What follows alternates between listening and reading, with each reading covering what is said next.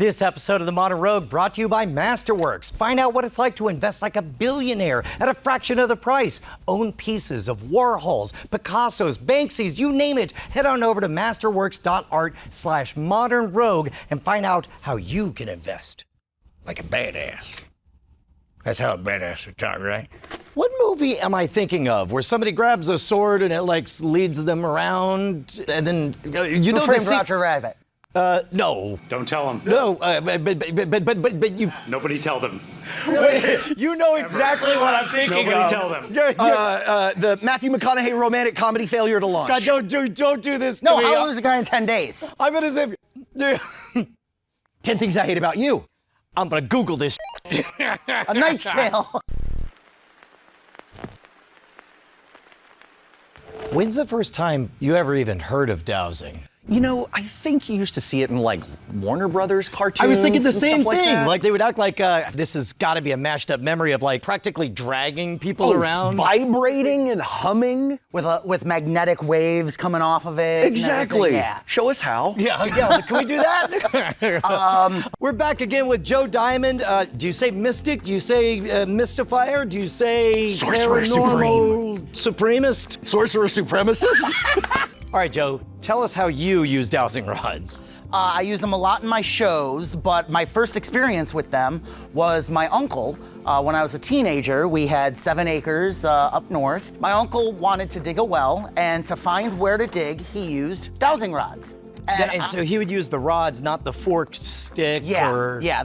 These are more common. The fork stick is still around, but it's not nearly used as much as these, as I have found. That's the one I'm familiar with Yeah. cartoons, Yeah. with the waves and the vibration. Well, and the idea was that what you do is you take any twig and you apply tension on it so that it may swing up or down, right? These were bought online. There's a little copper tube here, so you can just hold the tube, and these are going to just, sway like ever so slightly. I'm just gently rocking my hands back and forth. So those are actually built and designed for dowsing.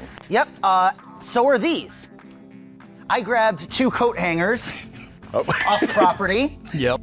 And just clipped them, measured them off, and bent them both at the same place. This is basically what my uncle used, and you just make 2 loose fists, and you can see, like, again, I'm just gently rocking my hands back and forth, and you can see how much they're moving, just like the store-bought ones. While I kind of see where this is going, this is supposed to be used to find water. Water, other elements. There are actually specifically dowsing pendulums. Pendulums actually used for dowsing. In fact, you didn't know about this. This is a dowsing pendulum. It actually unscrews, so you can put whatever element you want to look for into it. You can put oil, water, little Cocaine. Gold dust, cocaine. Just start swinging wildly. Yeah. Where is it? Dogs start barking. Nothing. Why is it going so quickly past your nose? Exactly. Today we're just gonna douse for what's mostly used for, water. One other quick point, these have had a resurgence on ghost tours as of late. I would imagine and so. paranormal explorations, which that's a much more theatrical place for it, and I think a better place for them, but we'll get into that later. I did some poking around on dowsing YouTube, and it's interesting how nobody can agree on anything. And they do agree that it works, but they agree for different reasons. They say there's one that I rather liked where the guy says, look, this is just a coat hanger. There's nothing magical about it. There's nothing special about me. I'm just a human. And then I'm like, yeah. All of this sounds very scientific. He says, there's just an energy that humans could feel a void. And it might be a void where there's a lot of water or oil or whatever, or a cavern or a coffin or whatever. Yeah, I think what we have is sort of a general interesting noise-making machine that people ascribe whatever they already want to believe onto. Very much so, and when you add in the Ideomotor Response. If I understand things correctly, we've talked a bit about the Ideomotor Response, about how there are small micromuscular movements that move in accordance with what you're thinking of. It's not surprising that these have such a huge following and are used for such a wide variety of things. The first time I read up on the Ideomotor Response, I was reading about an experiment where Michel-Eugène Chevreul, the French scientist, had heard that dowsing could work with a pendulum. And the story, as I remember it, was he had a bowl of mercury, held out the pendulum, and it went nuts. And he said, wow, this really seems to work. And he was the first one, as far as I know, to have the idea, wait, could be I'm unconsciously affecting it. So he had an assistant set up a partition and he blinded himself from the intended outcome. And once he didn't know what the expected outcome was, nothing happened. And so I thought it would be fun to actually experience that moment that he had. Which is why we have 5 buckets here. 5 have sand, 1 has water. Yep, and very clearly we can see that this one has shiny reflections in there. Yep, and the others have sand. So if with them uncovered, if each of you were to take a set of dowsing rods. Okay, so right. What we want to do is just sort of, we want to get them parallel. Yep. Now we know what the intended outcome is, So, but we don't want to consciously be doing anything, right? yeah. So in this case, I would say, oh, I don't think there's anything in here. I don't think there's anything in here. And then maybe I'd go over to the water one. And in this case, all I'm doing is I'm thinking about them crossing. And Now they're supposed to cross? There they go. There they go. Yeah. Yeah. Okay. They're supposed to cross when you're near the area you want. Whenever you feel the energy. Yeah. And hopefully what's happening is all the tiny micromuscular movements are actually what's doing something. So that's sand.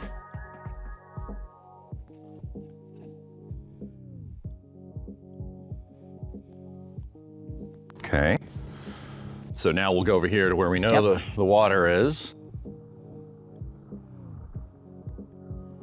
And it's not And there anything they you're go. doing on purpose, but if you're doing it right, it's actually fooling yourself, right? Yeah. Yeah. Knowing how it works, you don't want to try not to do it, right? Right. You don't want to try to trick the dowsing rods. Right, because you know you could just consciously do this. You're like, I don't know. They don't seem to be working. Yeah, but it's really compelling because it's so subtle. And I guess you got to keep your dowsing rods oiled and properly lubricated. Yeah, so oil and properly lubricate your fists. Now, people- Brian, for yours. People actually put these in survival kits in like bug out bags and go bags to find water out in the wild, which to me seems dangerously irresponsible. Some would say crazy. I would say irresponsible, and I'm apt to agree with you on the other word. Yeah, I think these are fun, and we'll do an actual experiment with them in a moment to see if they, actually work in these scientific conditions. I have heard the argument that, well, if it is just your own unconscious through the ideomotor response, then, it's you not thinking as much and, turning off that conscious brain that could put you in the wrong direction. And to be clear, I'm just gonna follow that up with, we've only heard the stories from these people who used them and survived. There is a survivorship bias. The other thing is, remember the people selling survival kits, they're in the business of selling survival kits. And if half the population believes that dowsing rods will help, half the population will believe it's irresponsible not to include dowsing rods. Yeah. And again, it's one of those things where it's like, they're in there, but should you trust life and death with them? I think the jury's still out on that. Can we start selling like occultist survival kits where it's like you've got your fire starter, it's homeopathic antiseptic. No, when you've got some sage. When you're on the run from people wanting to burn you at the stake and you need to go hide in the woods, there you go. That's fine. That's fine. I saw a Skeptic talk where they were talking about a TV program where they had a firewalker, and so the guy swore he could just walk forever and ever and ever. So they made like a football-sized long fire coals, and he kept on going, and then had to hop off. And the thing they didn't do that the guy said that he thought about doing was giving him the choice. Okay, would you like to go to the regular first aid tent or the alternative medicine first aid tent? Ouch. We've been talking about this for years, but now I understand how it's a little adjacent to legend testing. Well, and plus also, man, the roots run deep on dowsing. The James Randi Educational Foundation had that $1 million prize for anyone who could do anything paranormal far and away, Dowsers, they were all Dowsers because that's the one thing that they could do, improve it. And again, we might get lucky in our test, but when you do multiple trials, everything kind of hits the expected standard deviation bell curve. Is dowser the skeptic's word for chooch? Don't be such a dowser. Samson and the Dowser. Okay, if there's nothing to the energy, if statistically these don't work, what is a very good reason that people would continue to use them, plumbers and people looking for water? In the case of plumbers, you have something to blame. So let's say you use it and you're like, yep, yeah, there's a water pipe right here in this wall, and they punch a hole in the wall and there's no pipe. You could be in trouble and you could just be like, hey, look, these are faulty. These are what they told me. Man, if I have a plumber coming over and he pulls out the dowsing rods. They all do. It's just gonna be, no, just go, just go. Well, but think about that. Maybe that's sort of like a bedside manner thing. If you've got somebody who you could tell is really worried about you banging into their wall, this is like an extra step. Yeah. And maybe sometimes you do it, maybe sometimes you don't. I'm just afraid they're gonna find the drugs. All right, let's do our version of an actual double-blind test. All right, let's do it. You both get out of here and take your dowsing rods with you. No, I'm not taking it. Okay. All right. He's got four. They're witnesses. Look what I am going to be able to find, Brian.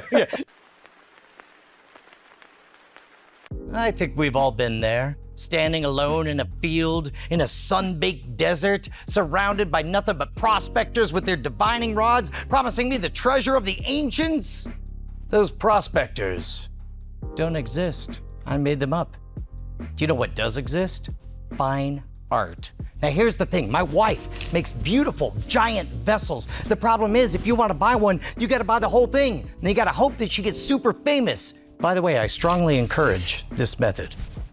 What if you're risk averse or you don't have a lot of money to invest? I mean, I don't know, it's only a terrible time for inflation right now. What if you could put your money into blue chip artworks, pieces that you believe are going to stand the test of time and be valued for lifetimes to come? Guess what? You're not alone. 2/3 of all billionaires put 10 to 30% of their portfolio into fine art. Think about your Bill Gateses. He's got that crazy book of time machines that Da Vinci wrote.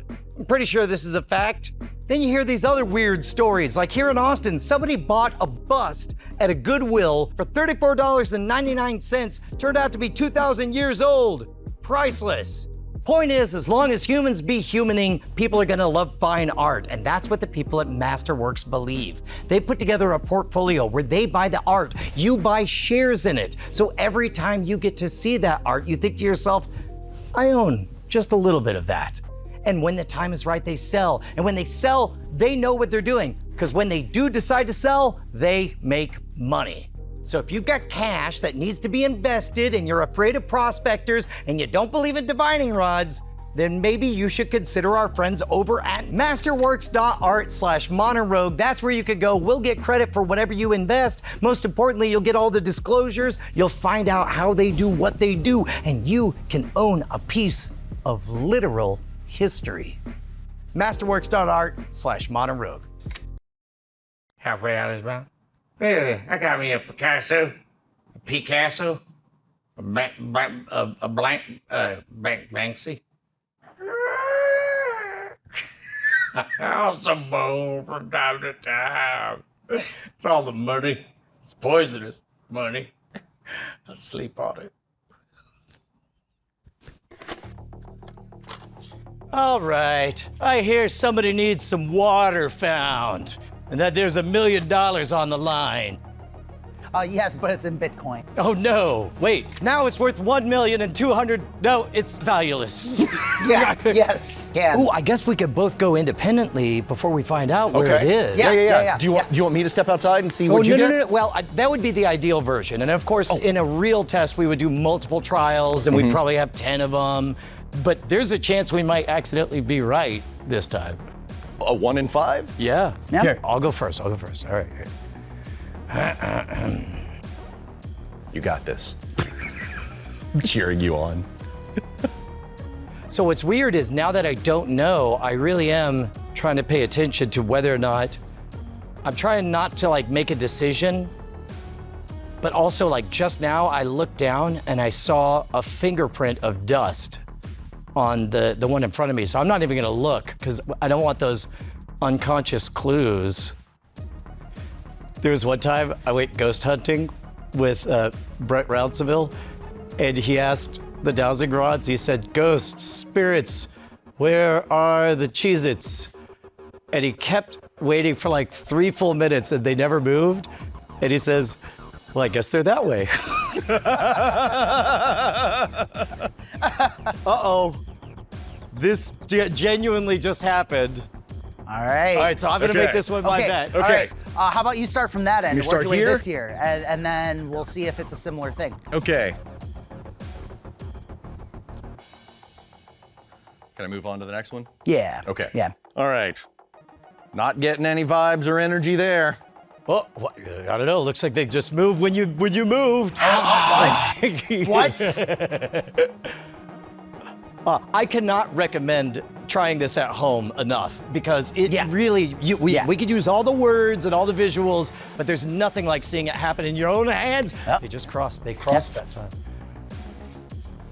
Okay, I'm moving on. I'm moving on. Well, that's the other thing too. Like, even if you just make them out of coat hangers, it is a very magical feeling. And I think it's that feeling which has kept them so in the consciousness for people for so long. The other thing is because they're so good and noisy, like as he moved, there was that brief moment that they happened to cross over this. So let's say, I don't know which one is the right one, but when it's revealed, let's say it happens to be that one. He's getting across there. You got a hit. I got a hit. All right. I'm feeling the Orgon energy. Oh, God. Now, just to be complete, go over the last one, just to be sure. What, go back over here? No, over that one. Yeah. We have to be scientific about this. Yeah. Scientific adjacent. Okay. This is Jason's. This is Brian's. Neither of you chose this one, and that is Sand. This is fun. You didn't choose this one? Could you imagine if it really was for $1 million? If we were playing it like a game show or something? Can we start a game show about dowsing? This is Dows or No Dows. Dows or no dows? And Sand, one of you is right. One of you is right. Okay. This feels like Price is Right. This is far more exciting than I thought it was going to be. Yeah. The stakes. Oh, so now the question is, are the store-bought ones that have the copper and the fancy better than coat hanger ones? Yes, the actual absolute legend test. Yeah, those are bespoke. They were handcrafted by Sorcerer Supreme. That's right. Yes, absolutely. And the store-bought ones are Sand! Sand! Which means Timo, I got water! water! I can drink! Oh! Yeah! The wealth of the ages! I'm gonna die out here.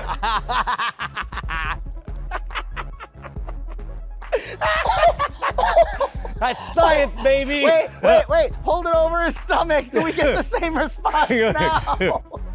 Oh, turns out they measure sadness. That is not where I thought that episode was gonna go. Me neither. Want some water to... Sometimes it takes you. I'm gonna go spit this out. I hate sand. It's Why? everywhere. Do you have any specific reasons you'd like to walk us through? It gets in places. It Like makes your me intestines. makes me butcher children.